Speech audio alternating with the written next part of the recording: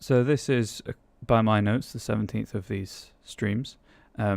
As with all the other ones, it will be up on YouTube afterwards. I have set, not only are these being saved in the usual behind the screen playlist on YouTube, I also created a world building Yngun stream specifically for these streams to be also saved into. So if you don't want to watch all the others, you can just, get down to brass tacks and watch the specific world building streams. This is my plan going forwards. If I return to world building, which I probably will, I will create more playlists, one for each world. And each one, I'm not saying will be a unique method or process, but we might not necessarily start with the gods and kind of creation myth first. So, quick breakdown of the stream. I'm going to do the recap as usual for my Monday game, just so it's fresh in my mind for later. And then a recap of the previous workshop stream. I only have the one notepad document open at the minute because it's all we really need. I've got all the information from the other one in this document, and then we will continue with what we were doing and see what makes more sense to decide. So the recap, mostly players woke up in a watchtower, reunited with Apollo, who's the party sorcerer warlock, whose player was unable to attend the week before. Just had a quick scene with him to discuss what happened with him, and then the party began their journey through the woods, guided by a magical telescope, to the estate of the noble that they've been charged with. It's just kind of sorting out. The expectation is arresting terms of treason, but it depends entirely on how they deal with it and what makes sense in the scene at the time, in terms of whether he surrenders or fights to the death. After this, the players made their way through the woods and started, without realizing it, in the Dungeon of Smoke and Mirrors, which we designed on stream together, and kind of haven't only kind of realized something was weird at the end of the session. So they encountered the giant mushroom grove, which was just an empty room with no treasure, with nothing in, and spent about 15-20 minutes there just trying to figure out why these giant mushrooms were, hanging around. The party warlock paladin, riding a goat, a giant goat because he's a gnome, he decided to ram his goat at a mushroom stalk to see what would happen. Rolled a natural 1, and I thought it'd be cool if the mushroom then collapsed. Just a die roll to determine the direction of fall. Turns out it fell on the goat, and the goat almost died outright. It was left with 2 hit points. The gnome was unable to escape in time and also took 17 points of bludgeoning damage from the mushroom as it fell on him. And then, while all this was happening, the Tabaxi monk, sorcerer had climbed one of the mushrooms to stand on top and get a lay of the land, and discovered they were about 15 miles or so away from their destination. This estate built up against the bottom of a low mountain, the foot of a low mountain range, and kind of relayed this information to the party. They set off again, and found a few hours later, found an overgrown orchard with a ruined cottage. Through our exploration of that, turned up a box magically locked. They found the key. They opened the box. They found essentially Volo's Guide to Monsters, but written in Sylvan, which none of them can speak, with a few elven annotations on certain creatures.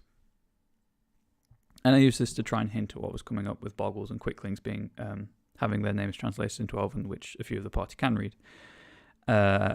Again, the monk sorcerer climbed a tree to get the lay of the land, discovered that even though they'd been travelling for a few hours, they'd only made 3 miles, and the party realised that distance was getting weird. And then after this, they reached the illusory bridge puzzle, which they promptly solved with very little difficulty. And that was fine. That was weird, but that's how it goes. Creative thinking on the party, suspicious thinking to investigate the bridge.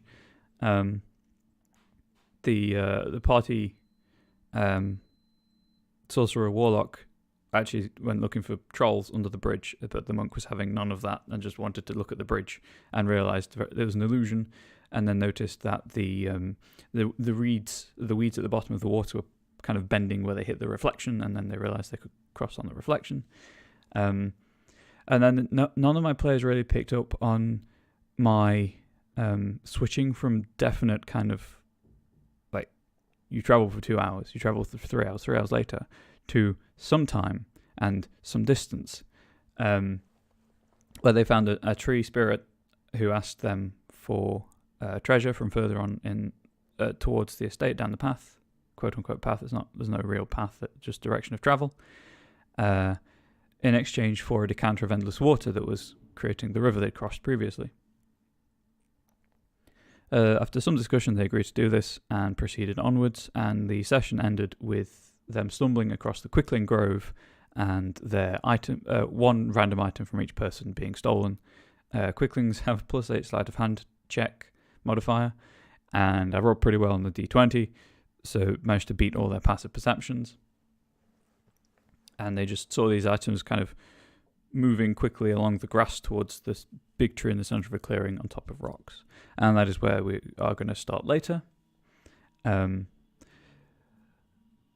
Probably we'll finish the dungeon today, going by judging on how fast my players complete dungeons, and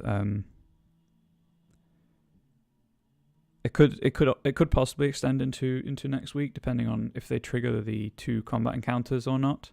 For those of you who haven't been here before, there is a sword at the bottom of a lake, and entering the lake, disturbing the water, will trigger a Rusalka to appear.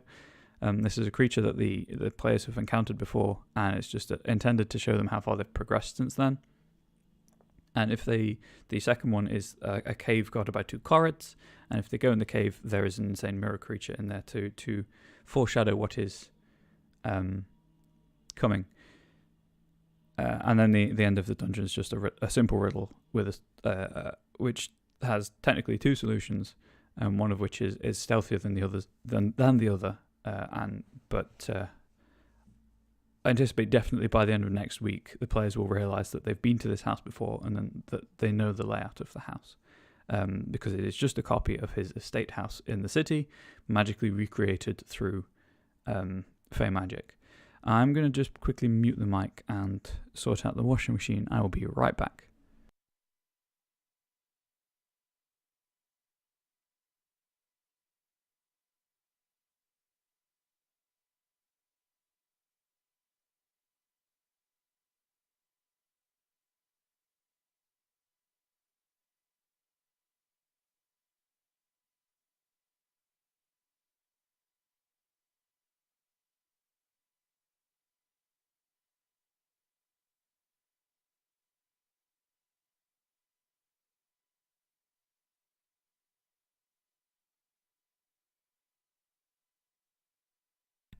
Okay, I'm back.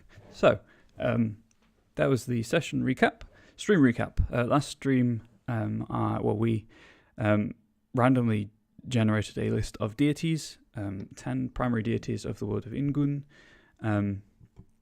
related to the Welsh phrase for first.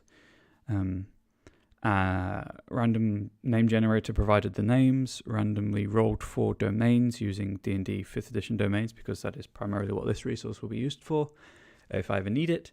And obviously the stream is listed as Dungeons & Dragons, but it's really just any fantasy world, any fantasy game this could substitute easily for, especially as we get down into the myths of the other deities and kind of what they're responsible for.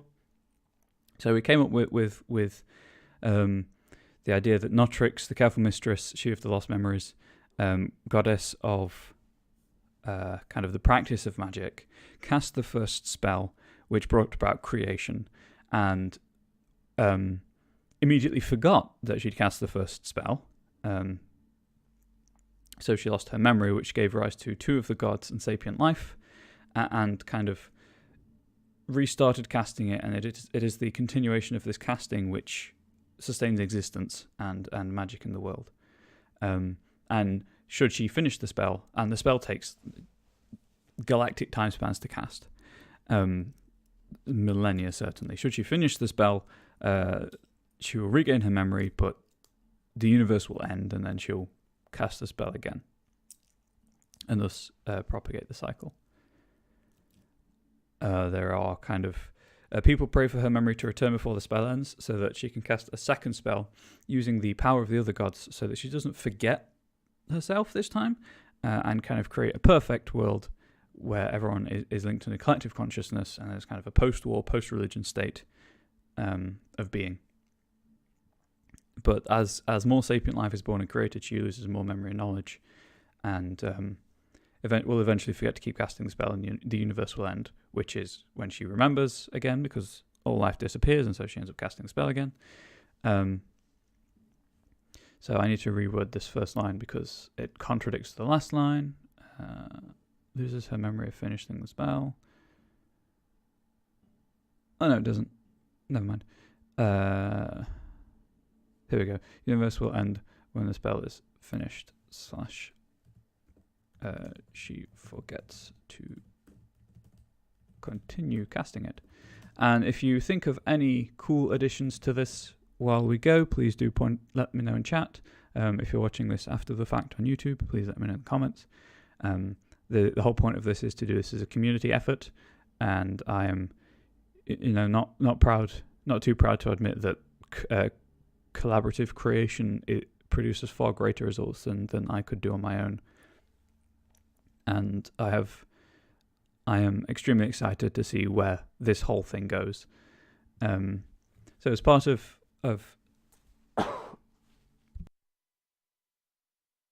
sorry, I did not realize I was going to cough. So as part of casting the spell, Notrix created Ustam, the Green Lord, directly responsible for life in the universe, and Idion, the Dancing Light, and Korra, the Shadowed One, two gods of light, Korra being the dark aspect of light. And I had some ideas about this, but after the recap I'll try and remember to talk about them. And then so the three of them, three of those gods, the two aspects of light and life, were the kind of the crucial ingredients in creating the universe during the casting of the spell. And then as a result of losing her memory, she Larnia, hidden teacher, god of the kind of the theory of magic, and Kiagi, the enlightened god, a god of knowledge. And I'm using god in I should say deity, because the only ones that are gendered are Ustam and Notrix so far. So Larnia and Kiagi are deities which arise through her memory loss, her amnesia, and they kind of take two very different paths. Larnia, as the god, as the deity of the theory of magic, knows that it is the memory loss which kind of ends the universe, and so has created a death cult by creating Asis the Keyholder and Zidros the Deathbringer, deities of death and war respectively, to kill sapient life and return the Notrix's memory and knowledge to her, so that she can finish casting the spell properly without losing her memory during the casting process. Kiagi, as the teacher of knowledge, knows that the spell can be cast again and that life can begin anew, and that this has indeed happened before many times, and it is a cycle. And so created Ostja the Hearthkeeper and Fastrus the Everlasting Shield, deities of forge and protection respectively, to protect life and work against Larnia, Asis, and Zidros.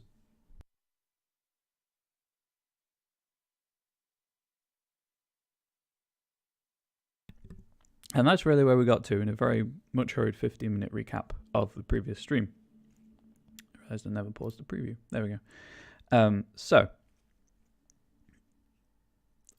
right now, I'm happy with the amount of information we've got for the Notrix's for the Notrix myth, with Notrix casting the first spell, losing memory, etc., etc.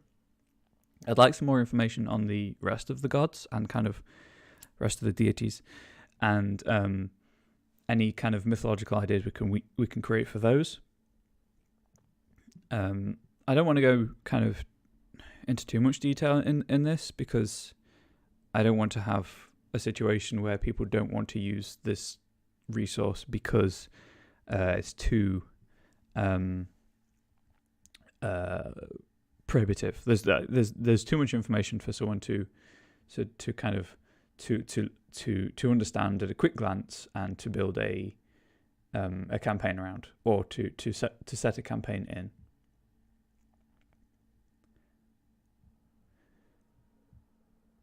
So that's why I'm happy to keep things brief and very summarized like this.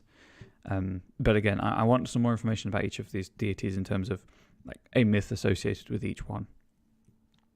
And then if there's time after that, I have some ideas about what we can do afterwards.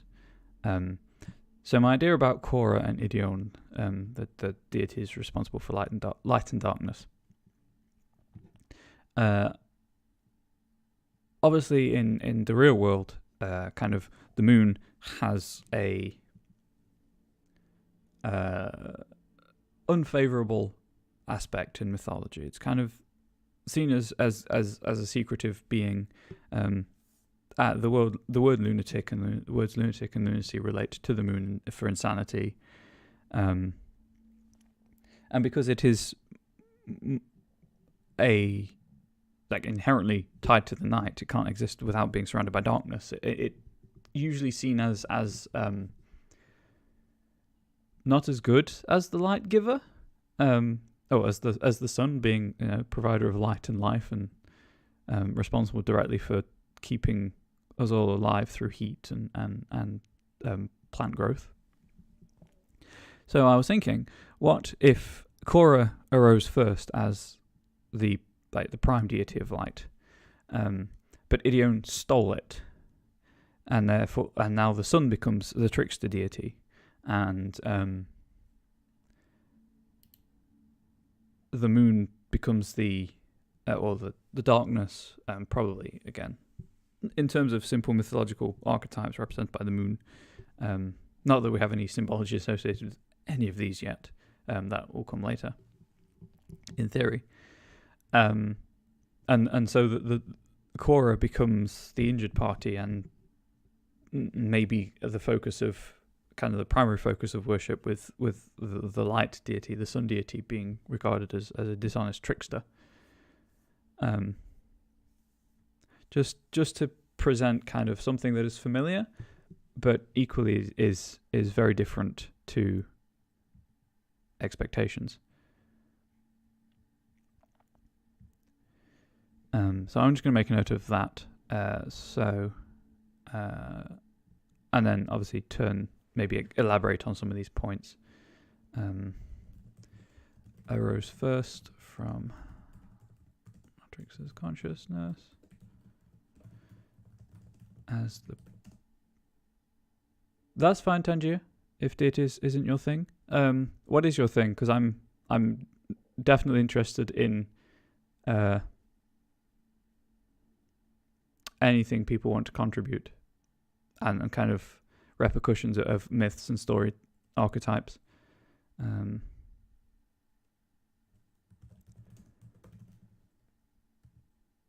This is just kind of experimenting with finding what works for the community and kind of order of things.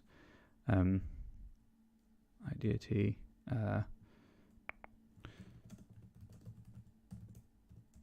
Well, exactly. That's why I'm doing this kind of thing.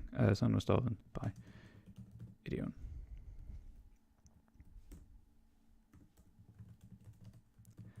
A second. Stole the light from Korra. And to be perfectly honest, I just want to get kind of like these one-line things gone, one-line myths done, because my plan is to do kind of recaps and returns to topics of, throughout this process, and I can write my own myths around these one-line concepts. It's just getting the concepts down, and then obviously if anyone has any better ideas, I'm totally open to them. Trickster.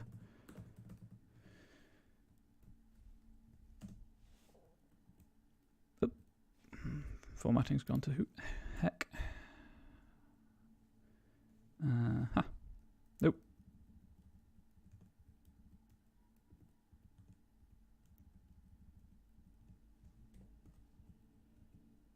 This is just so I can tell at a glance what relates to what.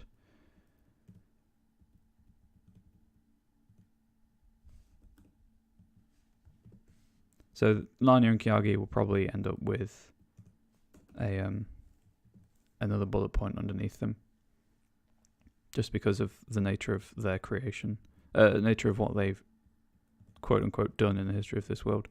So after I've got these one-line myth concepts down, what I'm planning on doing is then determining kind of figuring out with chat's help, if this is kind of what actually happened to create the world, or if it's the dominant belief at the time.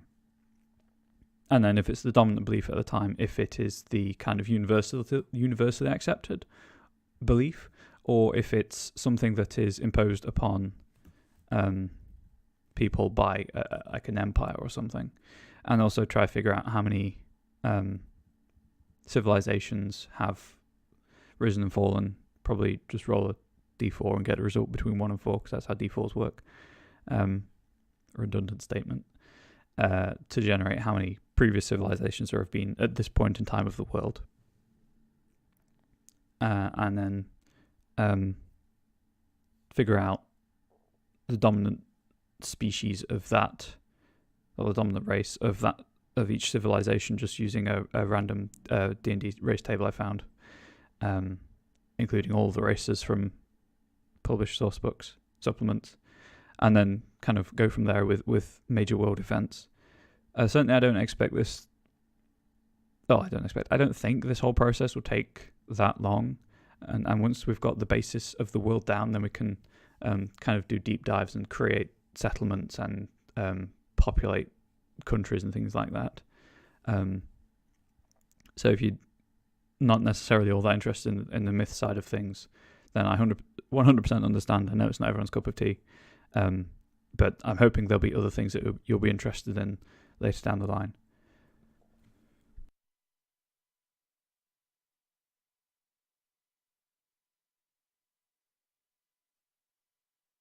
Sorry, just grabbed a drink.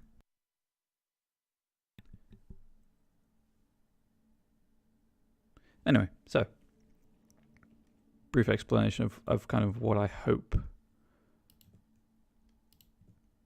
will happen. There we go, just for my formatting benefit. Yes, of course. It's the problem with doing the formatting.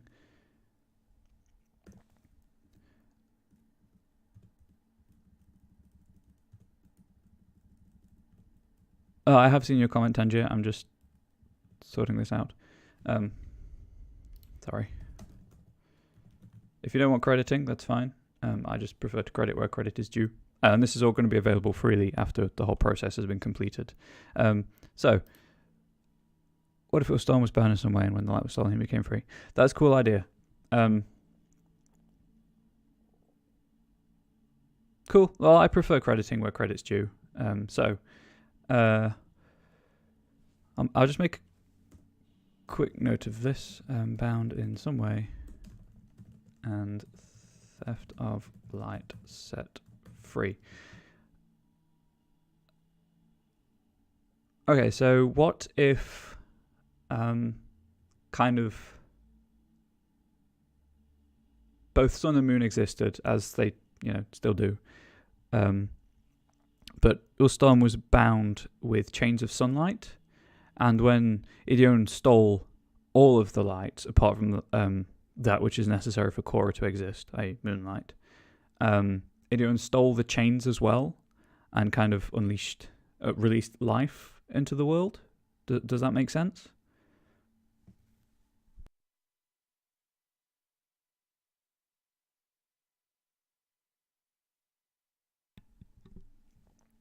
So it's an idea for now, certainly. Bound by chains of sunlight when stole the light, also stole the chains. So this could posit Ustam as being kind of a... What if Ustam was the first deity after Notrix, but was too... That's cool. But was too...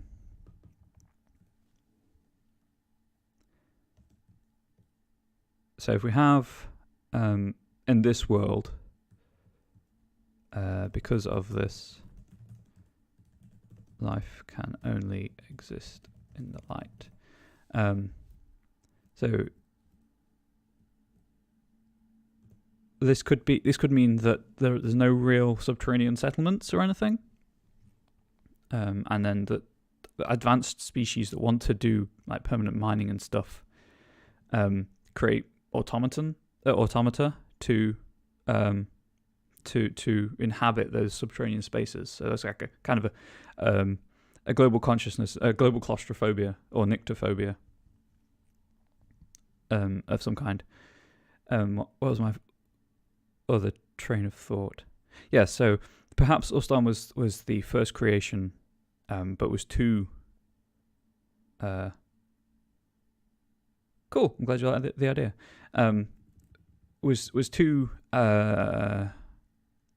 chaotic, prolific, fecund, whatever you want to say, but kind of necessitated being bound to prevent creating too much, in a way. I don't know how to clearly explain my idea.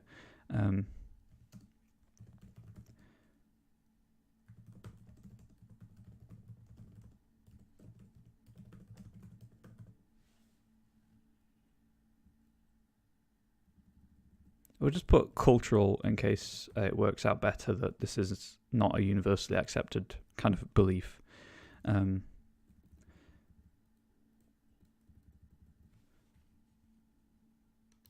So, first creation,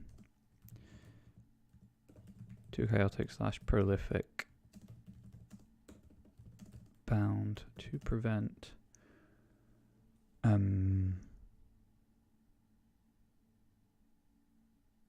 How to phrase. Bound to prevent.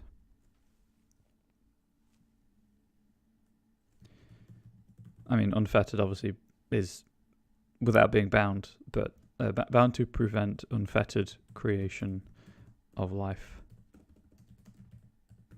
and consumption of resource.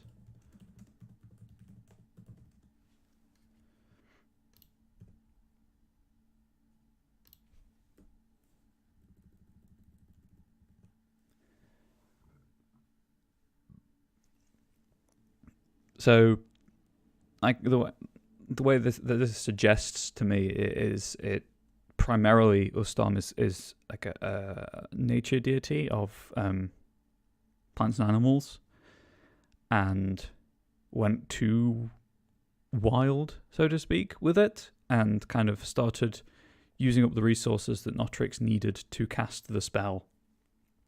And so was bound by Notrix and then freed by Yngun, stealing the light from Quora. So I'm just going to shufty these around in terms of chronological hierarchy. There we go.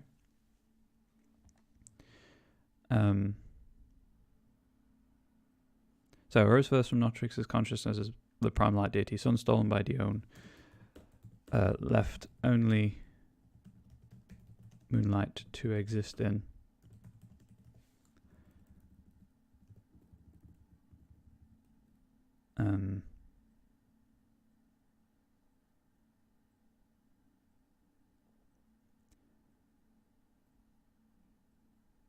So that kind of suggests while there is this cultural fear of the dark and claustrophobia and being bound, there is also a belief in I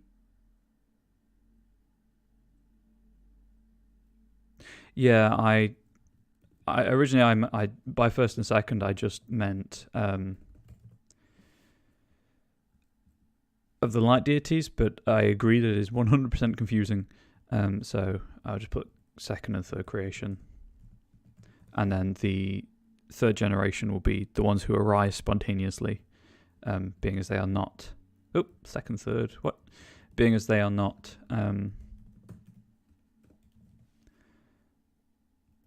Second creation is prime light deity. As they were not created, they manifested from memories. Third creation.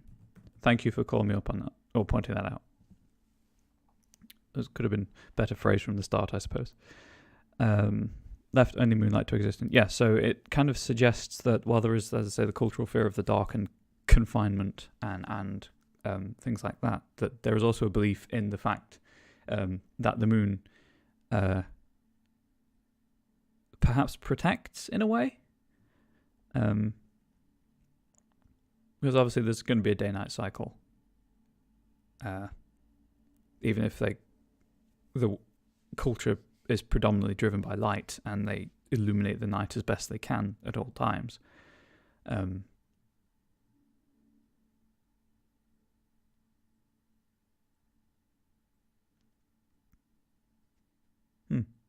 Idea. That's an idea anyway. Some stolen by Dione, left only moonlight to exist in. I don't know if I want to tie as a deity of darkness in terms of just absence of light rather than evil. I don't know if I want to, and therefore like the moon and stuff. I don't know if I want to tie Korra in with traditional real world connections of the moon and water cycles. So it could be kind of Korra weeps for the life that they cannot see, or that does not love them, and that's where rain comes from, and the rivers and seas and stuff, or not.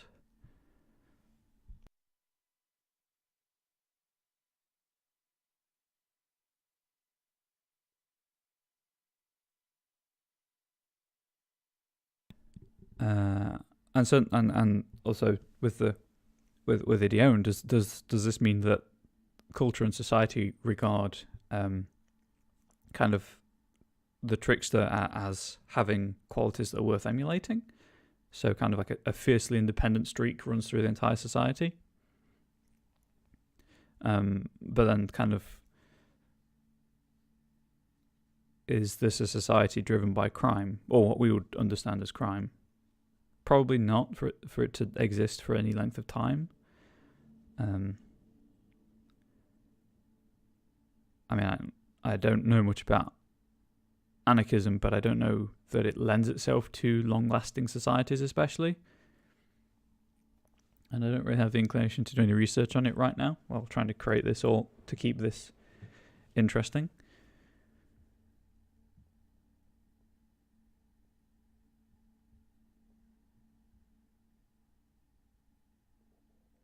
Good point.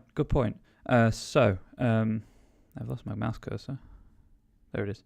Regarded as a trickster.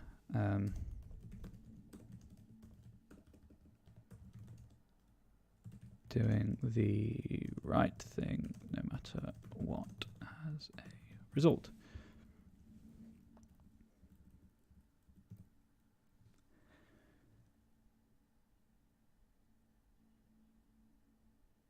So this would presumably be a society not driven by tradition so much.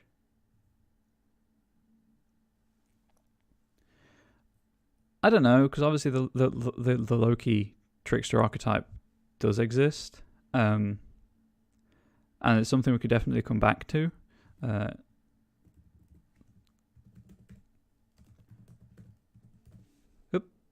Whoops. Sorry if that was picked up on stream. My neck was really hurting.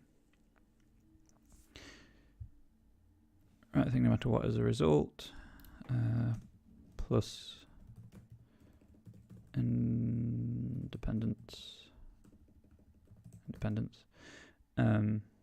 I'm reasonably clever, apparently, and Yeah, I can never remember how to spell independence for some reason. Independence, guile, cunning, of thought and behavior. So this is definitely coming across as a society which is driven to improve itself through invention and forever seeking new knowledge and experiences. To me, anyway. Obviously, if you guys have a different take on it, certainly please do tell me.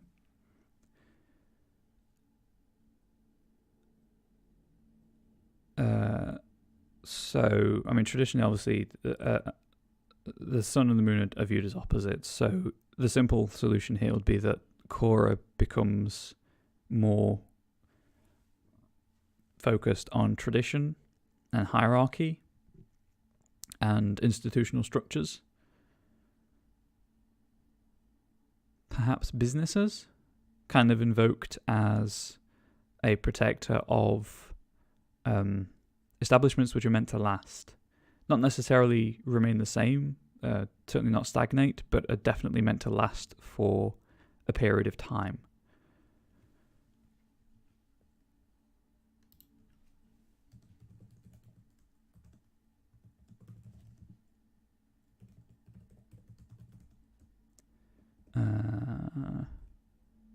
I put responsible, but in air quotes. Responsible for tradition.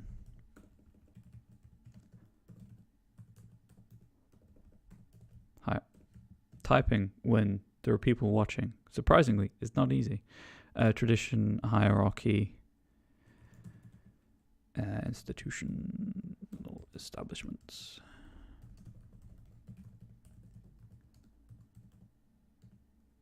Structures / endeavors meant to last.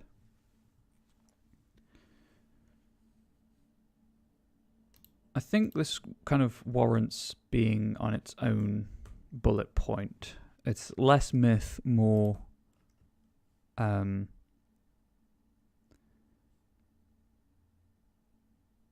cultural impact of the deity. Much like the death cult and things like that.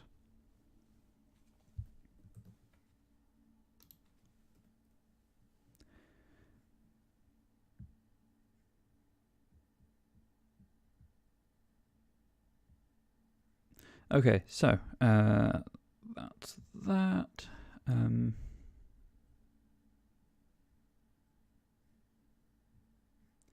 So that becomes a cultural impact point rather than part of the myth. Oop, there we go.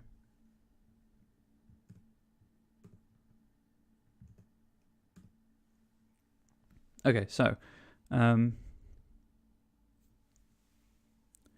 we've got some one-line ideas here, which is certainly a very good starting point. Obviously, most of the information is about the first spell, and that's fine as the prime motivator for the world. So first creation, deity of life, but was too chaotic and prolific and started using the resources required for the spell. So it was bound by chains of sunlight. The second creation, Korra, was created perhaps to sustain these chains as the light deity, as the light bringer. But when Yngun, the third creation, stole the light from Korra, they stole the chains as well and released Ostam. Second creation as the prime light deity to sustain Ostam's bonds. So then we get to the reason for Yngun's creation. Perhaps it is simply that light is inherently a duality.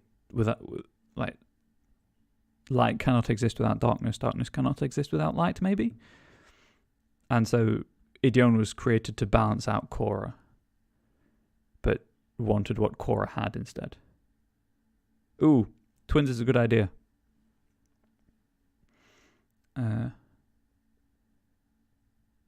I like it. Third creation. Unintentional. Twin of Korra. And stole the light. From Korra. I just put and stole the light.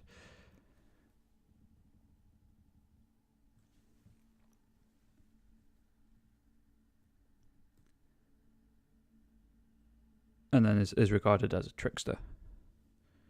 It's a good idea, especially because it means less work, because we don't have to figure out why Yngun was created if they weren't intended to exist in the first place. Sun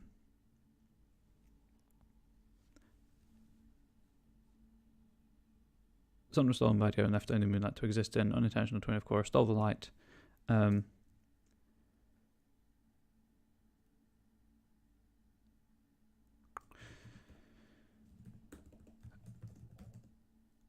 Could not see moonlight being a reflection of light with a capital L, I guess. So therefore did not think to take it. So perhaps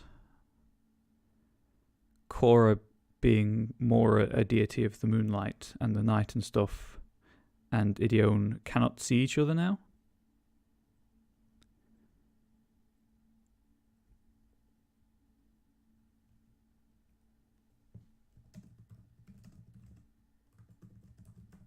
Question mark. And then regarded as a trickster, posting the light, etc., etc.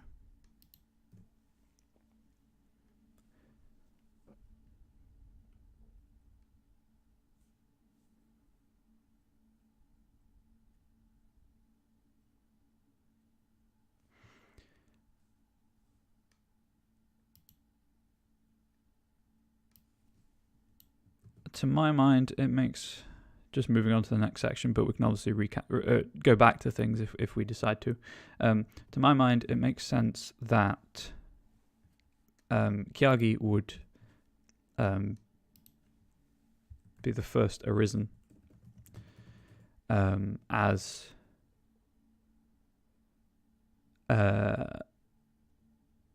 because they are Notrix's memory of previous castings of the spell. And then Anya, to my mind, again, makes sense more as being the second arisen, because Notrix cannot cast a spell if she cannot remember the theory behind the casting of the spell, if that makes sense. And it's not that Anya is all of her knowledge of the theory of spell casting, but it's her knowledge of why she's casting it and what the spell actually does, in a way. Again, this is very first thoughts, down on paper situation. Definitely subject to change at any point.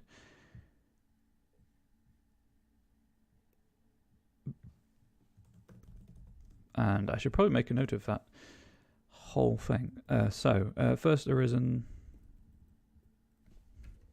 It's easy to do this.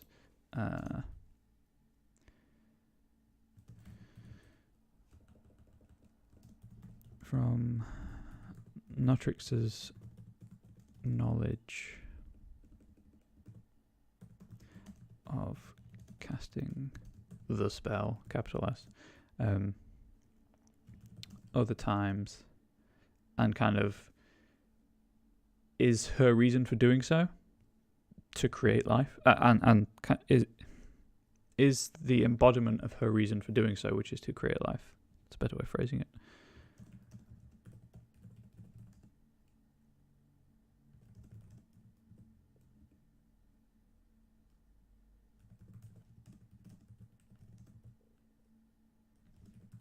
There we go. That's how we That's how you write it. There we go. Also, as a result of this, knows that the spell can be cast again and that life can begin anew. And then Larnia, the second arisen,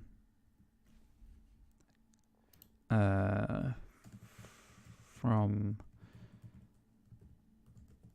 Natrix's knowledge of the theory of the spell.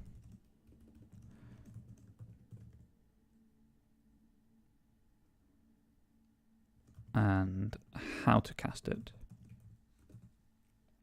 And so, therefore, doesn't know that the spell has been cast before and can be cast again, and thinks that the only way to stop it is to kill all sapient life. Doesn't know the spell has been cast before and can be cast again.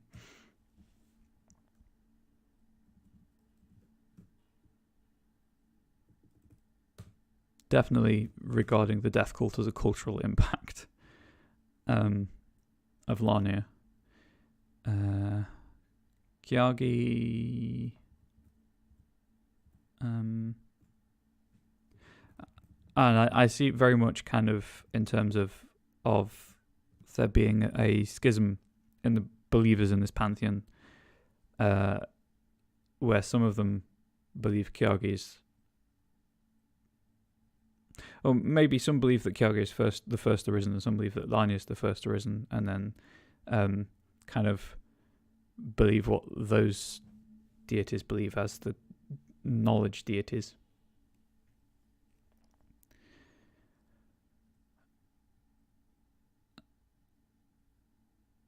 So if I make a note of that, actually, created by Natrix and memories. Exactly. And you get whole religious schisms and things. Created by Natrix and memories in an unknown order.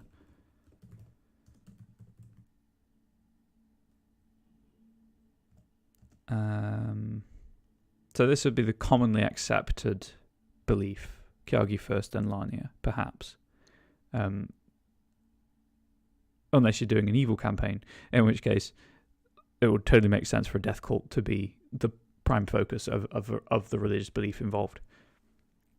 In an unknown order, orthodox doctrine below.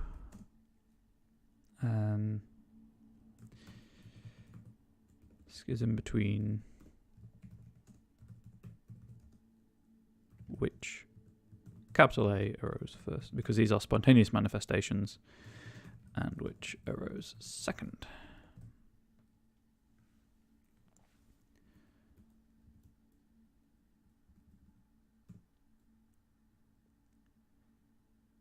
And it also makes sense with these two ideas that Kiagi arose from the knowledge of casting the spell. Why is what important, Tangier?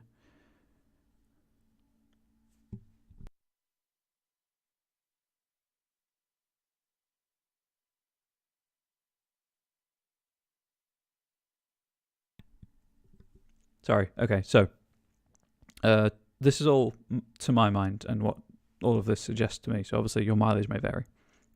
But if the one who comes first knows that the spell can be cast again and that life can begin anew, and indeed the cycle's been repeated for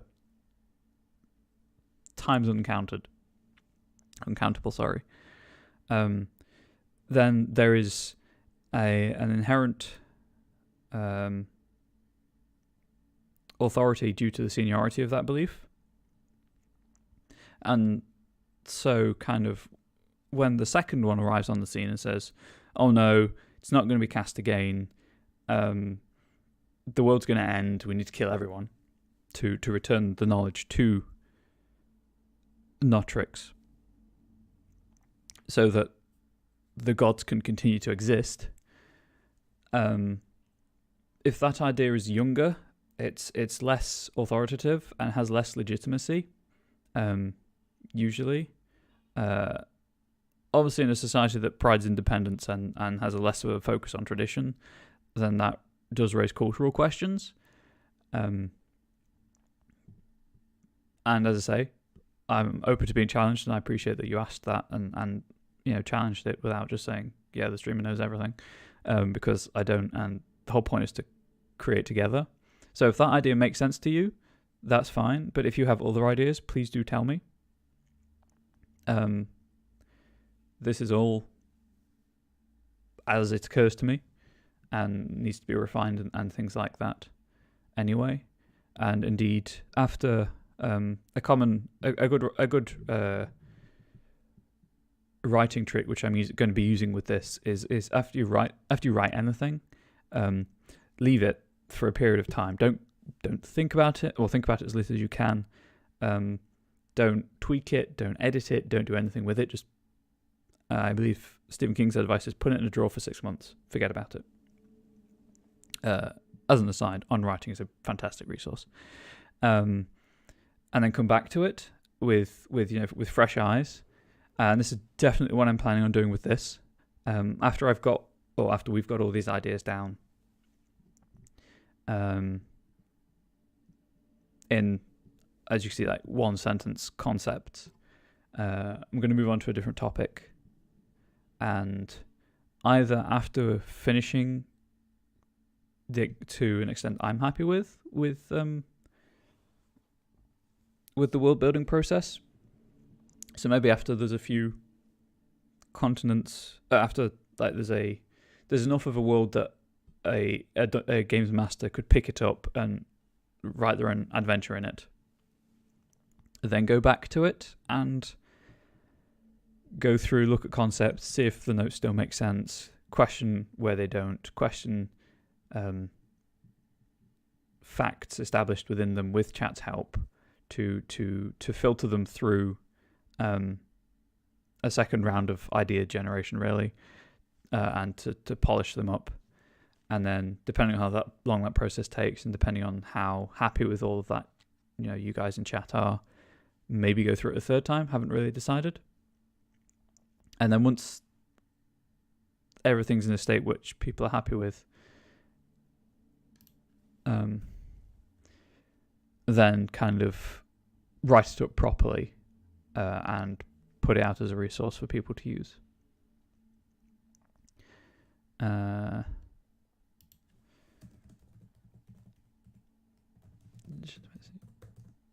I spend a lot of time thinking about things like this, and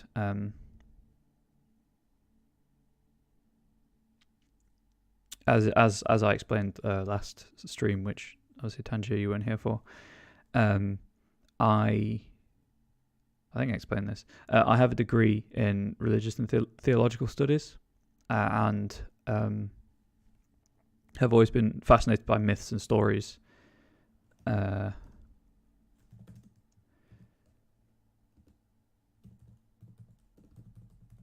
So this kind of idea, I love doing, and it's something that I love sharing with people, and I hope my passion's coming across. If I was using a webcam, my hands are going all over the place. Oops, got the mic. And I'm so happy I've got a new mic so that I can gesticulate without worrying about bashing the detachable mic into my face. And as it's something I love doing, and something I've always liked doing, and exploring the history of beliefs and creating my own beliefs for homebrew settings and stuff. It's something that I've wanted to do collaboratively for a long time, and this is obviously a great platform to do it on. And there are other people that come into chat fairly regularly who, also Tangier, if you were the 17th follower, thank you, who have other areas where they're interested, like the nitty gritty of actual country and fortified village things and things like that, and get their input, and then together create something incredible that I could never have done myself, because my focus is more on the mythology and how that impacts culture, and then with a very, very surface level look at populations and settlements and things like that. So that's what I meant earlier when I said hopefully there'll be something that everyone will be interested in further down the line. As I say, something that I'll be coming back to, creating more worlds and possibly, if there's definitely interest in it, adventures for those worlds. What I'll probably do when we create settlements is create plot hooks for those settlements anyway. I run a tabletop resource website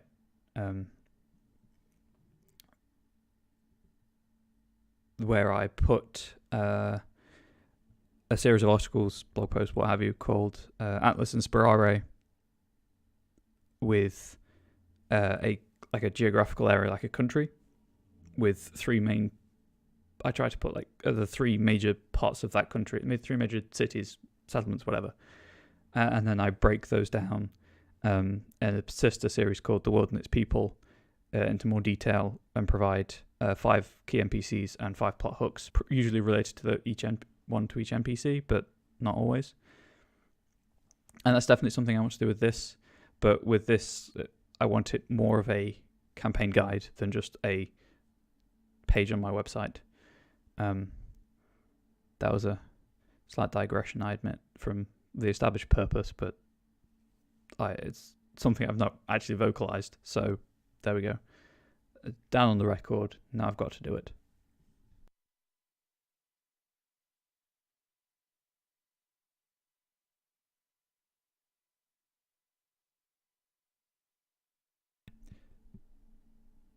So in terms of going back on track, in terms of traditional cultural values, with this being an eye towards a creation of a resource for tabletop role-playing games, where it's usual, not often, not always, but usual, that player characters, or if you're using this as a resource for a novel, which is fine by me, protagonists are usually inclined to do good deeds. So having them be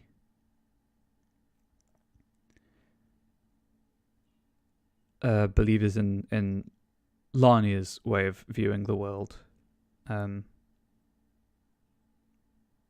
is a bit at odds with that idea, being a death cult. But equally, you could just have it that they're fighting against the death cult, which is in dominance at that time, that period of time. So that's why I've got the Orthodox doctrine as being Kiagi first and then Larnia, just for ease of usage more than anything.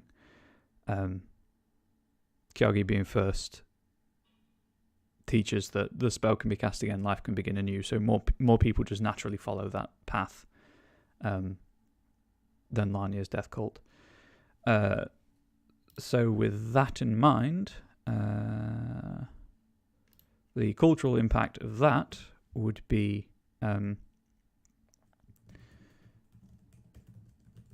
more focused on. Momentarily forgot the word documenting there. Documenting the world around it for future cultures.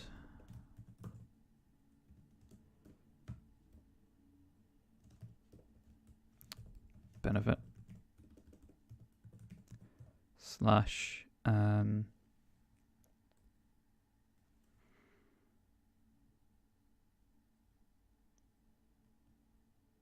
I guess the benefit of the gods, so that they know if the spell is working as intended, perhaps. That's definitely something that I need to... you know what? Full stop and / the benefit of the gods, just as a... even better. Just so I don't forget what that shorthand was supposed to be.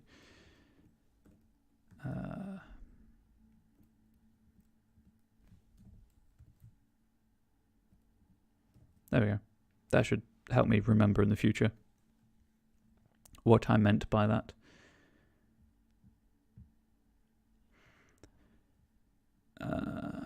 Okay, so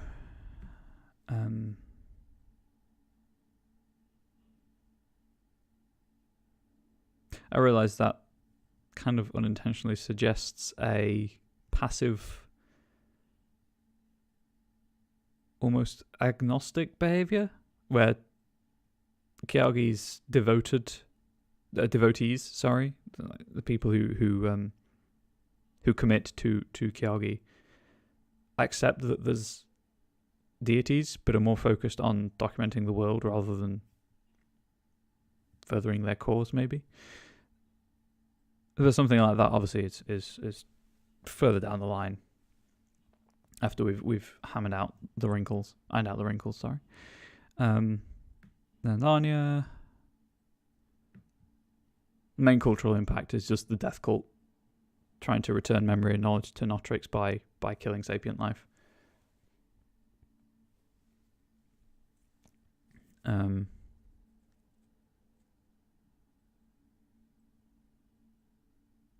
I don't think, because they are... Yeah, exactly. Because they are spontaneous manifestations rather than specifically created, I don't think we necessarily need like a one-line myth for Kyagi and Larnia, rather than the fact at this stage, rather than the fact that they just form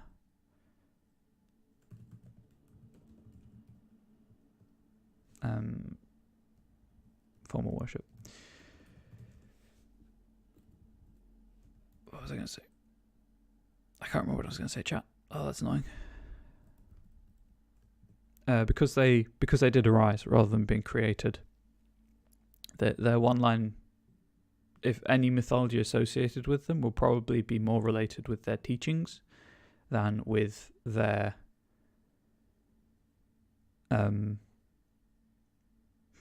reason for creation. I suppose the only major quote-unquote creation myth between them would be the order in which they arose, which is obviously something that's unknowable unless we decide it at a later date. So I think I'm happy right now with just having what they arose from, in a way, rather than why they arose, because it leaves it all open to questioning and mystery. Ooh, mystery.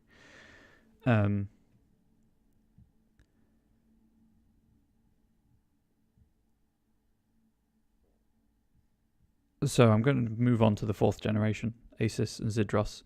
So even though established orthodoxy is that Kyagi arose first, it does make sense to me that Larnia was the first to create their own deities.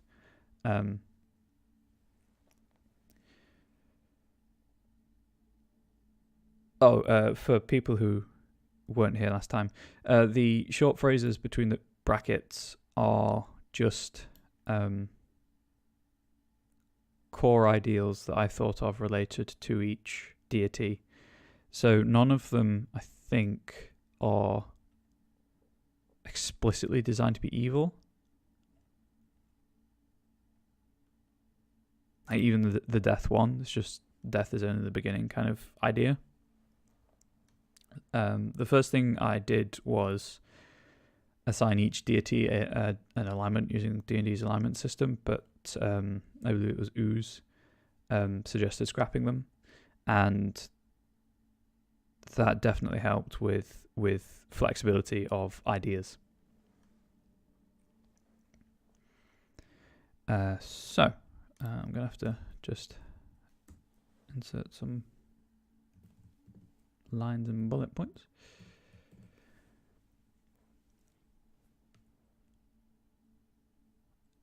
So what if Asis was Larnia's first creation? Yeah, 100%. Like it was, as I say, I haven't done this kind of thing before, so I thought having the alignment guide there would help. but just having the personality, quote unquote, ideal, quote unquote personality ideal, I've found is a lot more flexible and a better idea. Lanya's first child, created to give an end to life. And then what if Zidros, Lanya's second child, created to help life end itself? So Lanya, with this understanding of events, creates Asus to, end life. But life doesn't get to its end fast enough. So war is created, and obviously in this instance war would probably necessitate also murder and things like that. And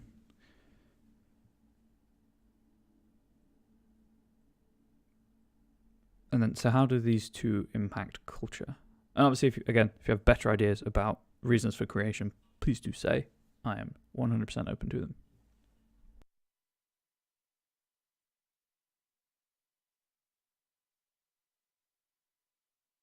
I'm really hoping that the mic doesn't click when I mute and unmute it, because I know I'm doing it a lot, but I'm getting...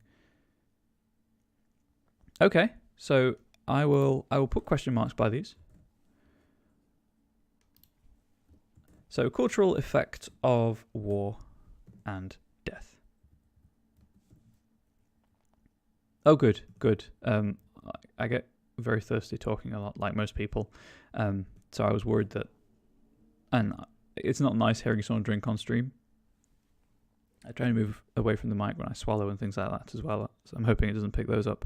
I was just worried that that clicking would be the lesser of two evils. It's just nice to know.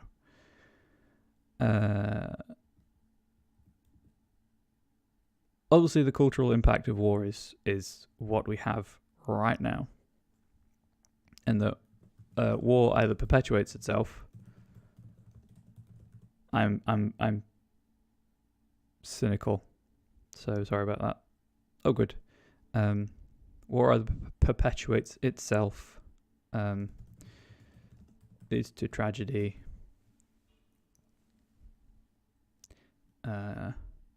But it can also end violence. There are upsides to war, I suppose.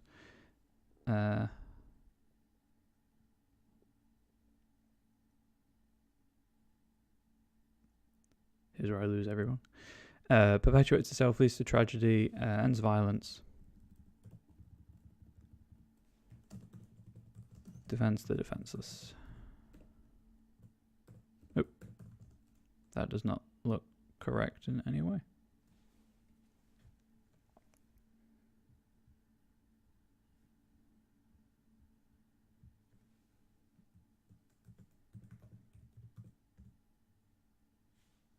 C, that's why. S is the verb, C is the noun.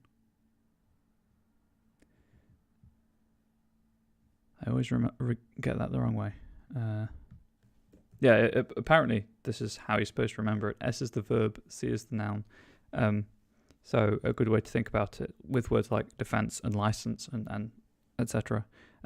You advise someone by giving them advice. Ooh, that's a cool idea. Ends violence, defends the defenseless. If we start, we can always add to that list. Acts as the ultimate in terms of classical meaning of the word, final, judge.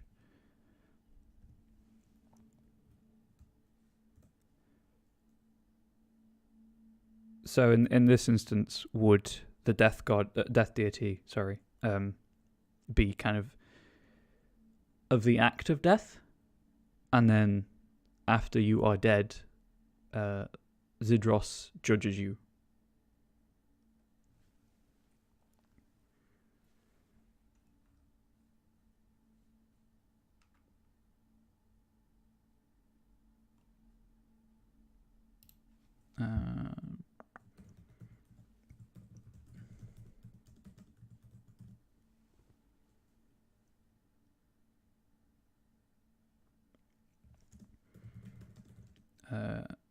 And then, as I said, the end of everything is in the beginning. So it's not just the act of physical death, but the ending of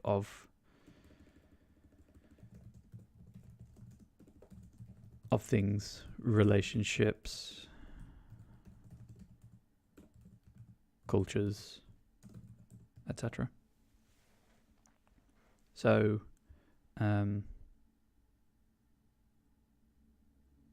cultural impact of all of this, I guess, would then be that kind of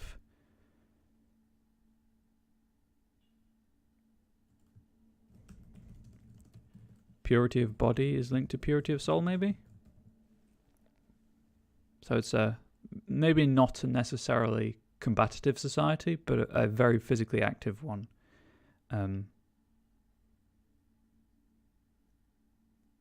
Which proves itself through the Olympics, that kind of thing, or an Olympic-like ceremony, tournament. Sorry.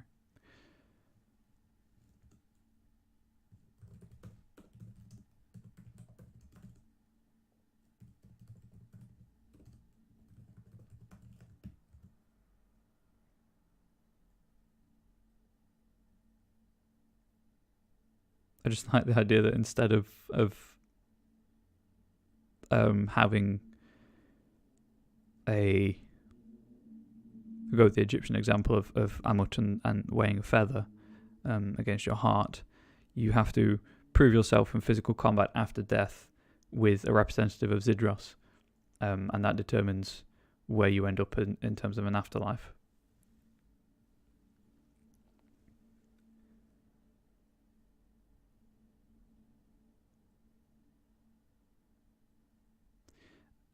Anyway,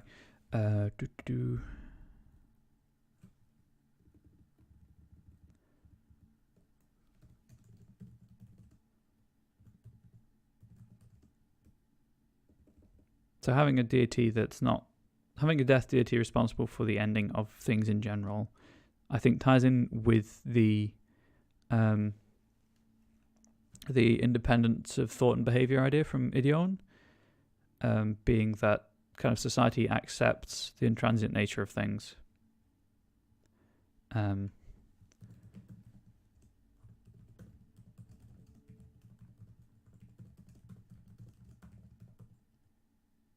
this is all, there's no conflict whatsoever between a death deity being created to end life and being attributed values by that life. That kind of thing happens all the time. Society accepts the intransient nature of things.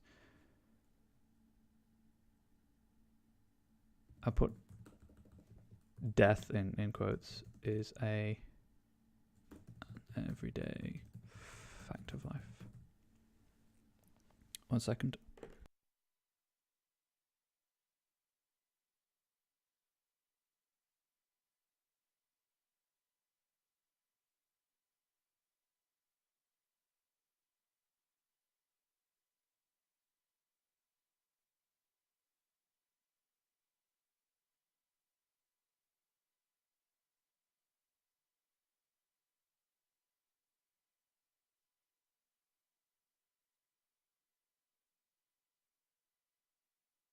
Yeah, we have Zidros kick. Have kind of ended up at that place, but I'm not saying that anyone who worships Kyagi as the first arisen can't, worship Asis or Zidros or recognize their legitimacy. So obviously within each deity's faith, there's going to be different paths, different doctrines. So Zidros and Asis probably do have more beneficent orders that follow them. So there's definitely no reason why we couldn't have a Sparta-like city, or they could maybe worship both Zidros and Asis together and be kind of philosopher warriors, which is a really cool, badass idea. I think. Like Athens and Sparta actually cooperated and formed a glorious city-state instead of warring.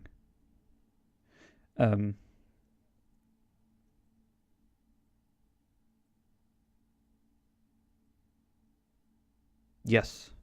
Purity body linked to soul, society into physical perfection, intoxicants outlawed.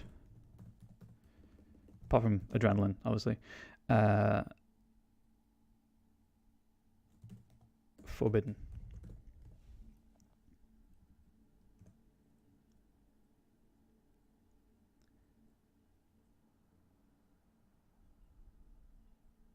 So something that we'll have to bear in mind going forwards is that when we do come to designing settlements and population centres, we'll have to decide if there is a primary deity for each one, or for each geographic region, country, nation, what have you.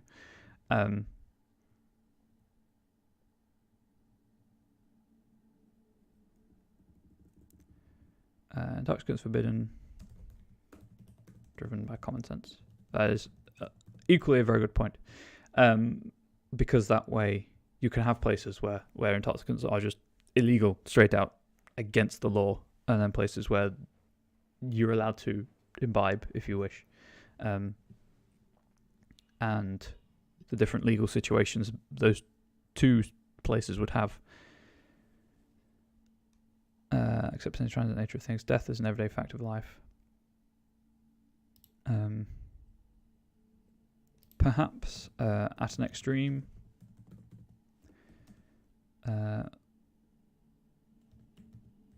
non-materialism, which is a horrendous way of saying it, but kind of lack of material belongings. Yes, if definitely purity, body linked to soul, society driven to physical perfection / perfectionism in general.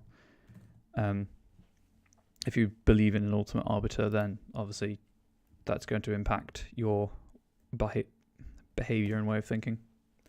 Good points.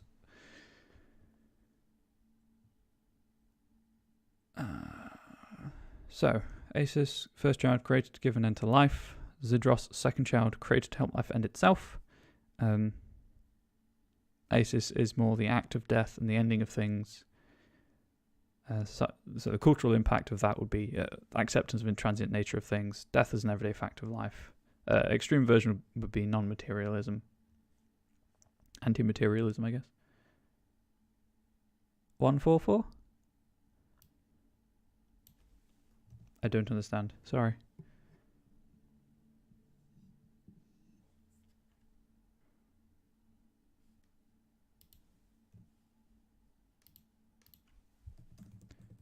Rejection of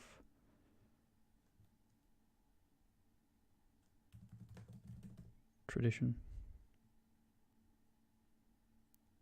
Oh, I've heard it referred to that in passing. Yeah, the rapture thing.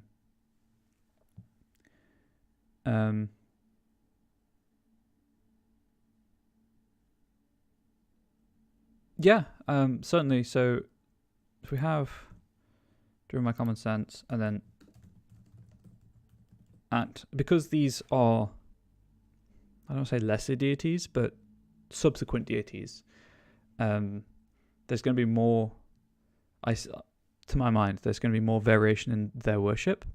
So definitely having the kind of fundamentalism and extreme beliefs at an extreme, limited numbers of limited space in the best afterlife.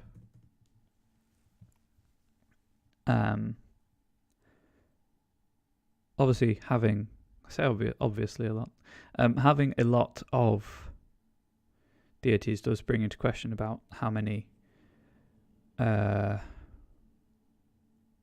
afterlives there will be. That's probably not something to discuss this stream, because I usually like to keep these an hour, and I've gone for an hour and 20 already because we're doing good work here, and I want to finish these last two.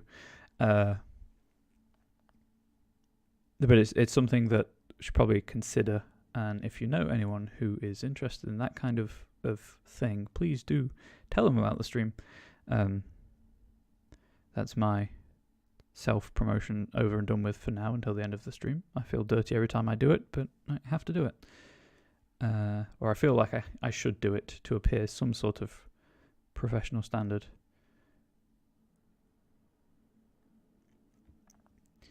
So I'm happy with where they're at for now. What I might start doing, if anyone thinks it's useful, is put all this information on a Google Drive folder. Probably set it so that you can't edit it but can comment on it. And then if you have any ideas during the week, I'll put the link somewhere, probably in the the panels below the channel, below the video player, where you can leave comments and things, and then can maybe look through them on the stream. Eventually, I'd like to do a Discord. I just don't have the size of the community right now to warrant having one. But yes, it would give me control.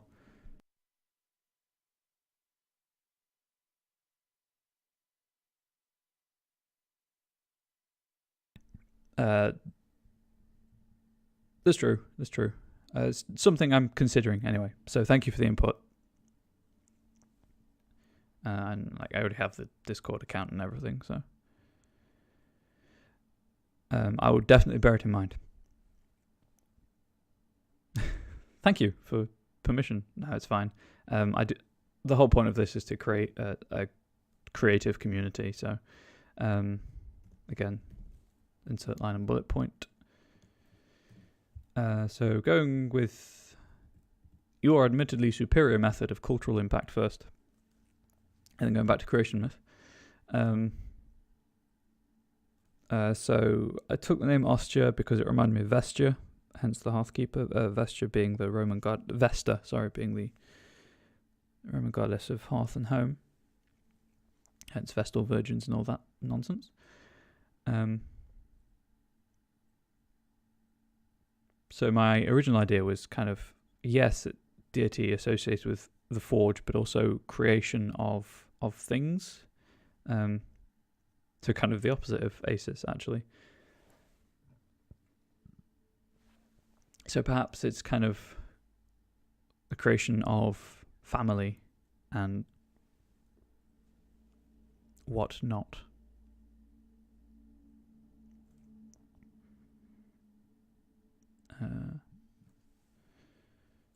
Just trying to think how best to phrase that.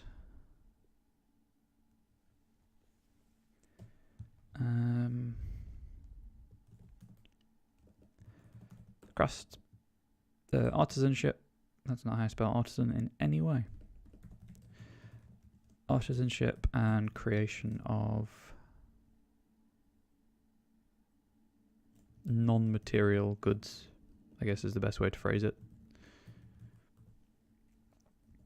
Music, family, relationships in general. Yes, definitely an emphasis on handmade. This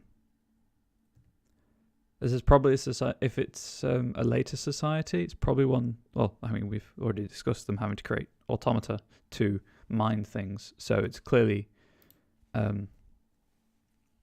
at some point, a society that can create magical constructs or mechanical marvels, that kind of thing. Focus on handmade and high quality goods.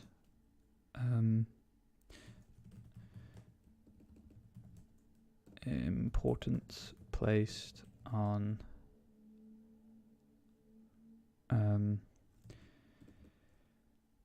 I'm going to put practical skills in air quotes because it can cover a wide variety of things. Certainly, to my mind, obviously storytelling is a practical skill.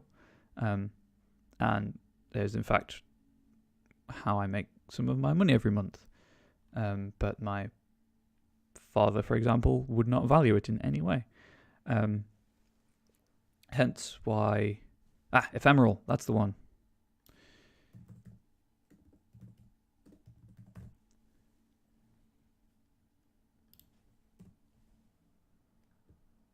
If you're laughing at my father comment, my father and I don't have a great relationship. Music, family relationships, etc. So the idea that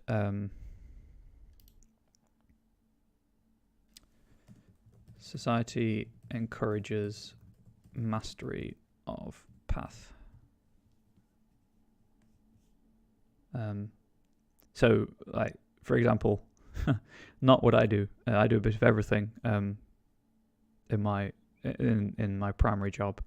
I pretty much do everything creative. I'm not creatively trained in any way. I can write pretty well, and I can teach and explain things, summarize things.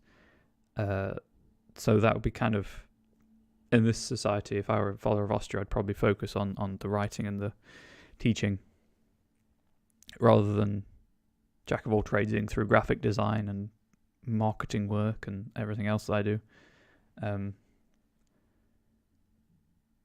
Certainly, maybe society encourages the mastery of a path. Ooh, that is a good idea. Clan-based society. You see, we're doing all these really cool ideas, but it's going to be up to me to go through and figure out how they all interlink after we decide if this is a dominant society, if this is kind of the current society, if this belief structure has existed since the start of time, or if it's just the newest of a major religion. But definitely something that's really cool, and I'm not regretting it in the slightest. And even though I'll probably say it at the time, I won't actually mean that I regret everything.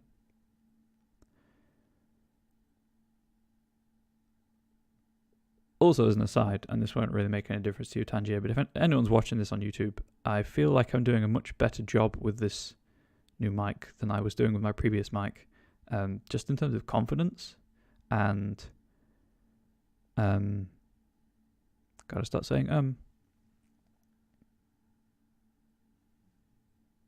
willingness to speak and be myself. It's amazing how different not seeing a mic out of the corner of your eye is. Society encourages mastery of path, so it's like a clan-based society. And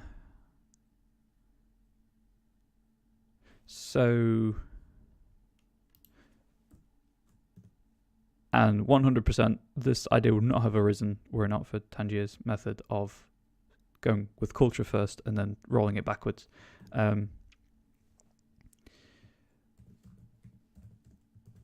Kyogi's first child,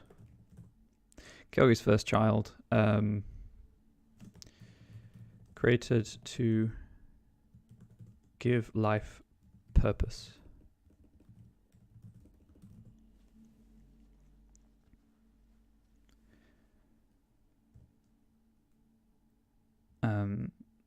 So before Austria, perhaps Ustam created with the... Well, actually, I think that the original idea was that sapient life just arose from Notrix's memories and knowledge, but was directionless and was maybe focused entirely on survival. And it was only when Austria was created by Kyogi to give life purpose that ideas of family and clan society, that kind of thing, became into existence, into consciousness. And obviously, at the extreme end of all of this, at extreme at an extreme to keep it in wording with everything else. You've got a tiered society. Oops. Nope. Try again. Based on your craft. And individuals. Oh, I know we need to twist it a bit because we just have Tolkien's dwarves at this point. But that's why I'm leaning more towards if this is the dominant faith or the only faith, there won't be a dominant deity. None of this will exist in a vacuum. It's all interlinked. Naturally, you will have people who gravitate towards certain deities over other deities, and I'm not saying that everyone's going to believe the same things, because that's not an interesting society and culture to play around in. But it won't just be a group of people focused on one thing. So clan-based society. How about it? Yes, it encourages the mastery of a path, but it also encourages teaching your skills to people on a different path.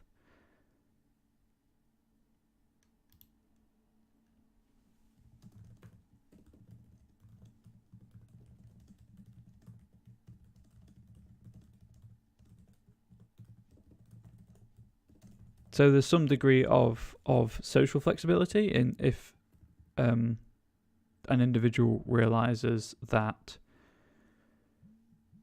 they're more suited to something else. Oop, there we go. Then they can pursue that. But kind of the focus is still on finding what you are best at and perfecting it. But still being a rounded individual in terms of hobbies and things like that. So there's less traditional fantasy dwarf. I mean, it's a forged god, so forged deity, so it's going to be more traditional fantasy dwarf anyway. But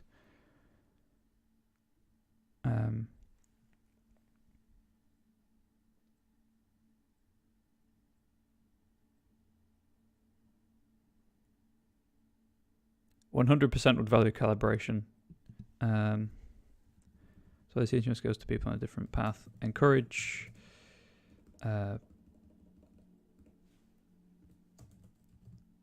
society promotes collaboration and flexible working relationships. Or in business speak, a flat management structure. I believe that's what it's called, where you don't have managers, you just have people on different teams that, move around and work with each other willy-nilly. Which is a stupid phrase now I say it out loud.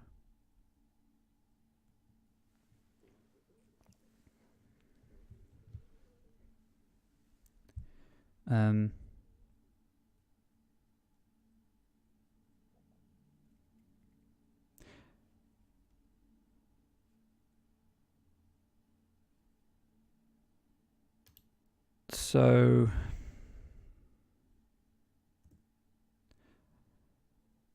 I'm happy for this to be kind of the last point because I'm conscious of time and stuff. But if a society promotes collaboration and flexible working relationships is kind of a quote unquote, which I say a lot, divinely ordained thing, then perhaps we've got a situation where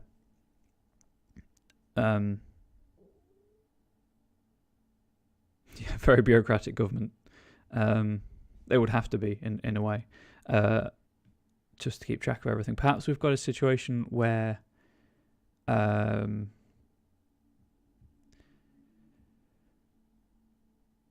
family relationships, like family groups, aren't so important in a way. Like child rearing is split by the community, and there's obviously examples of this in the real world. Not in this fantasy.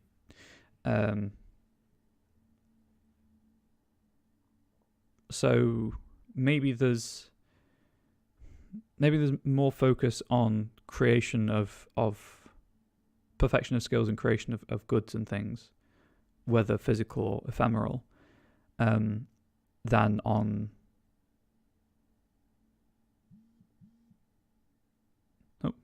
picked up my phone vibrating, than on not on family building, but on interpersonal relationships in a way. So, and again, at an extreme end, you've got adherents of Ostia who reproduce because it's expected rather than because they want to, in a way. Collaboration, flexible working relationships,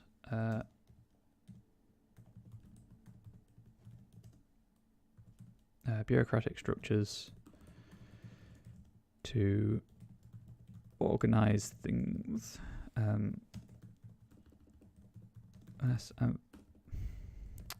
less emphasis on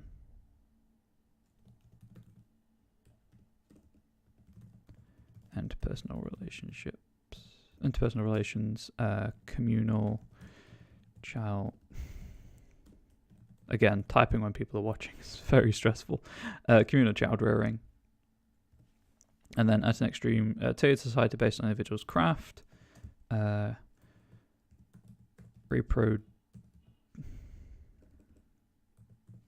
guess put sexual reproduction. Viewed as a necessity.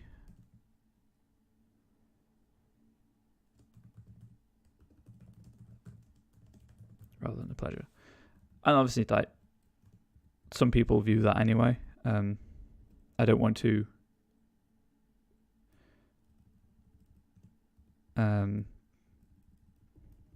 fact, in a non-ace situation, there we go.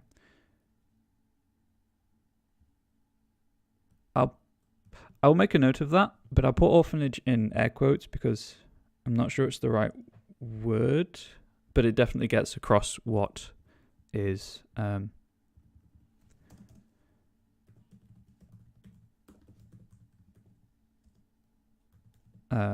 important about that idea.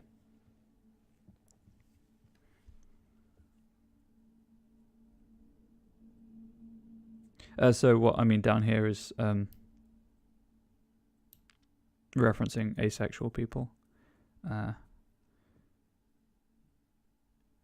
just because, you know, it's nice too, and I have ace friends, and they deal with a lot of flack because they don't view it as a pleasure, because that's not how their body works. Anyway, Fastrus, the Everlasting Shield. So again, going back to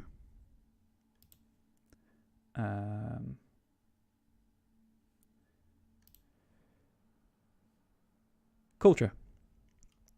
Deity of protection. So we've got a society right now that doesn't prioritize tradition, favors independent behavior and thought, philosophy, purity of self, possibly less focused on intoxicants than other cultures are. So how would that kind of thing manifest with a deity of protection? Kind of relates back to the childbearing. Good Lord, communal child rearing.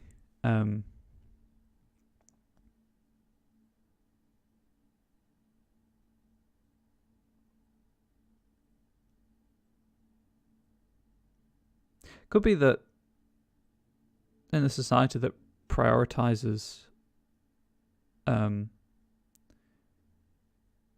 prioritizes, but having a pantheon that emphasizes artisanal skill, craftsmanship, physical perfection, anti-materialism, independent thought and behavior. People who are kind of become protectors, i.e. city guard, the police, soldiers, that kind of thing, they're viewed as different because they can't follow the teachings of the other faith, of their faith, or people who choose to do who choose to do that job. So, maybe seen as other, capital O for anthropological reasons, seen as other, perhaps pitied,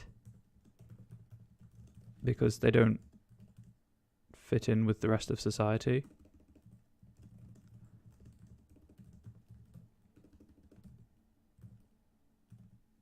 But then within the people who follow Fastris, perhaps they honor the other gods in their own way. So obviously with Zidros, physical perfection will help with protection of people. With Ostia, perhaps they focus on just honing their warrior skills, whether physical, magical, psionic, if you're running that kind of game, what have you.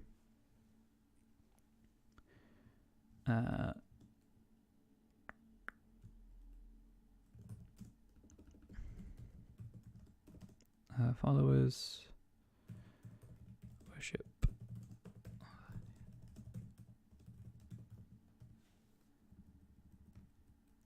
in their own ways.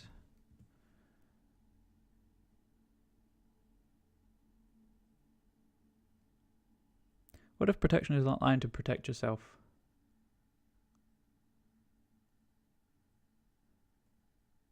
So, kind of a self-advocacy situation.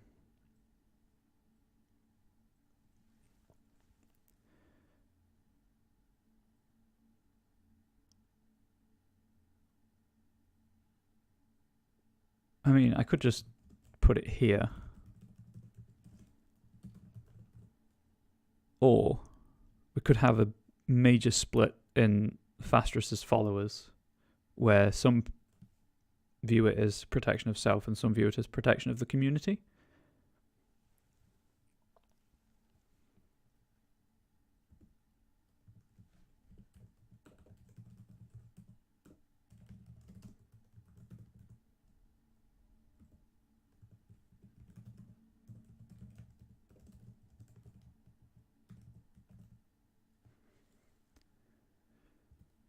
So here we'd have the lie to protect self.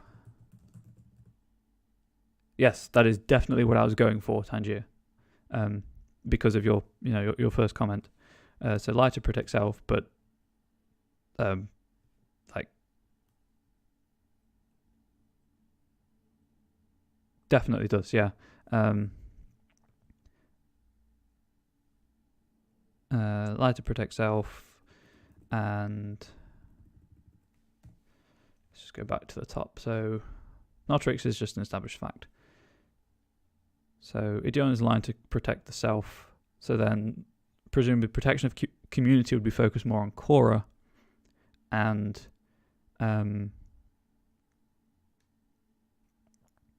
that's where we bring in the traditions and the hierarchy and the institutional establishments and things like that.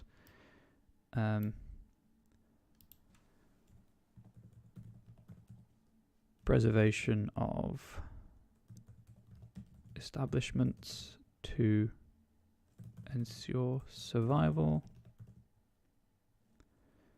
So if we put Korra, Yngun, to ensure preservation of establishments / status / wealth. And then that covers a whole variety of police and soldiers, but also businessmen, merchants, that kind of thing. I like your thinking. I'm sorry, I know that I come across as flippant sometimes. I am a flippant person, but I genuinely mean like good thinking, things like that. Both are obviously trying to protect life, just their own versus others. So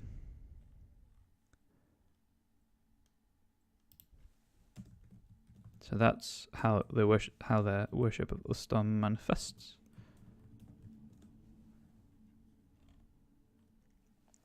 Okay, so how would...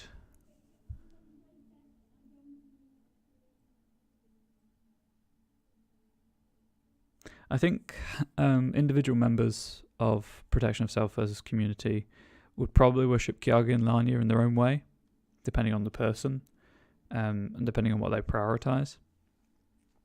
Obviously, it's going to be slightly less common that someone who's protecting the community will worship Lanya as the death cult, but as a teacher of knowledge of magic, definitely worshipped. So that's maybe not so important. But I see Ostia and Fastrus as being created by Kiagi as a response to Asus and Zidros' creation, which is why they're listed as the 5th generation of deities.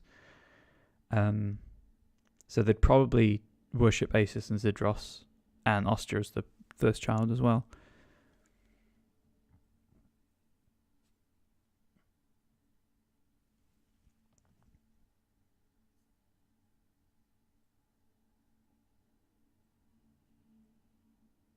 I think the protection of the community aspect lends itself more to worship of Zidros as a drive to improve oneself so that one can then better protect others. And then protection of self perhaps is more related to realizing the intransience of things and enjoying what sensual pleasures you can at that time, maybe?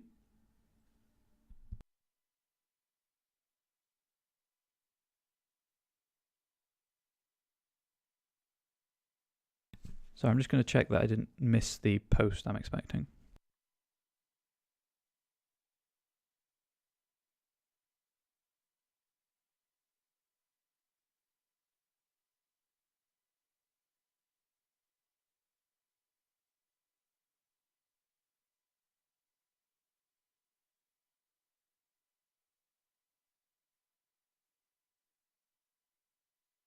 Oh, still not arrived. Okay, so protection of self, fight to protect self, acceptance of intransience, and kind of interest in sensual gratification, Asus, and then physical purity to better protect others. Zidros. And then kind of mastery of skill. And mastery of skill would apply to both of these, just in slightly different ways. For benefit of others. For benefit of self. Ostia. And Ostia. So obviously, kind of the easy way out is that Fastrus was just created to protect life. I think I'm going to alter that slightly. Whoops. Kiagi's second... Nope, there we go. Child created to teach life to protect itself. which is where we get the split between protection of self and protection of community. If that seems like a good idea.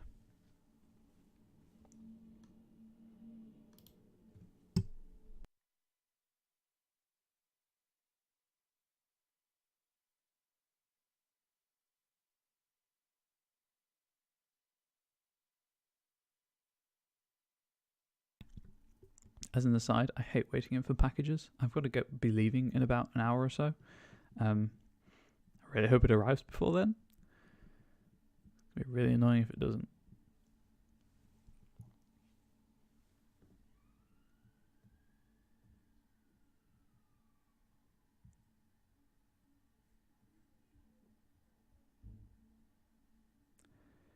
Well, okay, I'm happy with where we're at right now. This is what I wanted to get done today. Yeah, it's ridiculous because I got a card through on Saturday when my partner and I went out with some friends, and the time written on the card was the time that we were definitely in the house, and the card hadn't been posted through the letterbox before we left. And then it's just kind of, it'll be sometime on Monday if we don't hear from you. And it's like, okay, sure, why not? Incredibly annoying. I've never had a good experience with this courier, and I wish people would stop using them, but they're not going to. Oh, hang on. That might be them. I just heard a really big vehicle pull up. Anyway,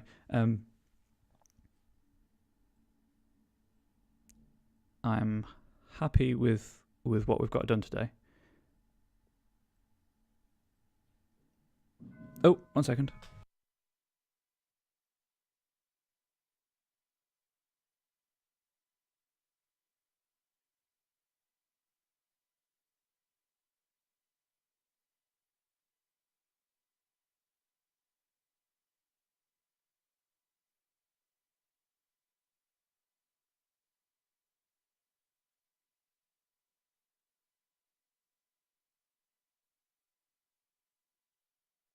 Success. It's the puzzle I was waiting for. I'm happy you... Yeah, I appreciate deities aren't your thing, but your insights about cultural ideas were incredibly good. Incredibly useful, sorry. I'm happy with what's been done today. It's everything I wanted to get done in the future. Yeah, no, I might try to do a longer Monday stream. I might not. Depends when I get started and stuff like that. I've just realised that there is an E missing from Intransients.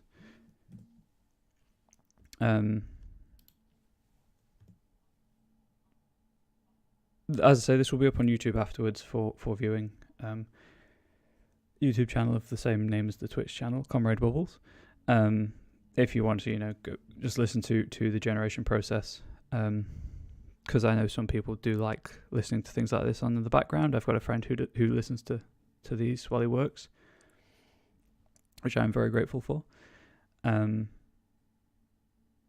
So for the wrap up of the YouTube recording, essentially, I'll probably be coming back to the world building next week, looking at the history of the world and not the deities.